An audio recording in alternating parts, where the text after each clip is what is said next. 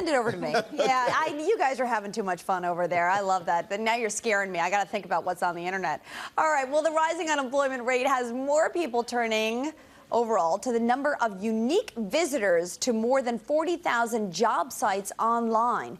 It is up about 12% this year, and job site CareerBuilder.com reports there is also 33% increase in job fair attendance. Job websites, job fairs, they generate as much as $80 billion in revenue. And that number could rise, unfortunately, as unemployment rises. Here with a different look at the jobs business is Nancy Holland. She's vice president of DirectEmployers Associate Research, a firm that helps employers hiring techniques. And Sean Boyer is the CEO of Snagajob.com, the nation's largest part-time and hourly job posting site. Thanks so much for being here, guys.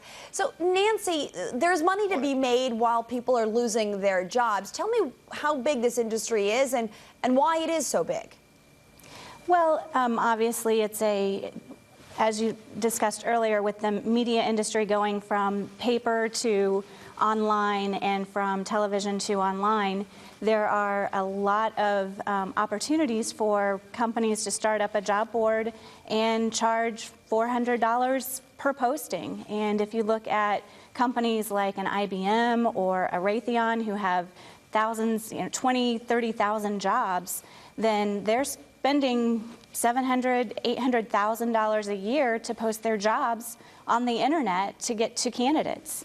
You know, Nancy, it's interesting because I intuitively would sort of think I'm not sure if I would think the opposite, but intuitively I'd say to myself, well, if everybody's laying off jobs, then perhaps they wouldn't be seeking new employees, so why would they be advertising more on job sites?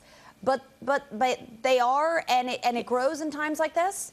Absolutely. I mean, even though there are large segments that are laying off, there are still large segments that are still hiring. We still have probably about 900,000 jobs on JobCentral.com, which is a site where we go in and we pull the jobs directly from the corporate career site. So there are a lot of jobs out there to be had. It's just that they're in specific areas, and there are a lot of jobs that are being laid off. So I mean, there's still, our economy is still growing, but at the same time, it's not growing at the rate that it has grown in the past. So, Sean, you tell me what you have seen more specifically, because Snagajob.com is your website, and as we mentioned at the beginning, you're one of the biggest part-time employers. What have you seen in activity and in revenues?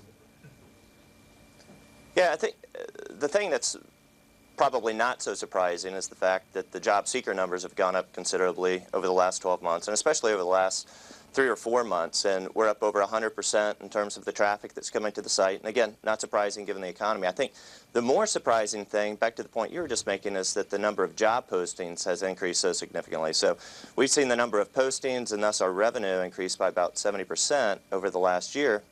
And again, it goes back to the industries that you're focused on. And for us, we're focused on lightly skilled hourly positions, basically minimum wage up to $20 an hour. And you know, those positions have such a high turnover rate that even though there have been job losses, the turnover rate's 3.5 times higher than that on the salaried level side. So employers constantly have to keep that pipeline full of candidates. Very interesting. I never would have thought of that. I think that's the biggest reason we're seeing. Yeah.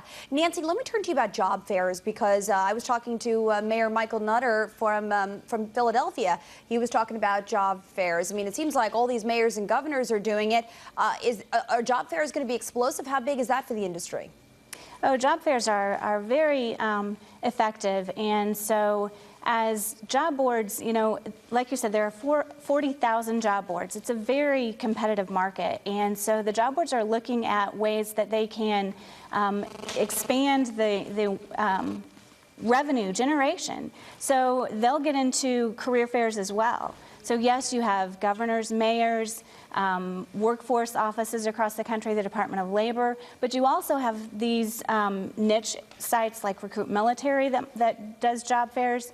And so looking at the revenue generation opportunity, there's going to be a lot more. Yeah. Oh, wow. Unbelievable. All right.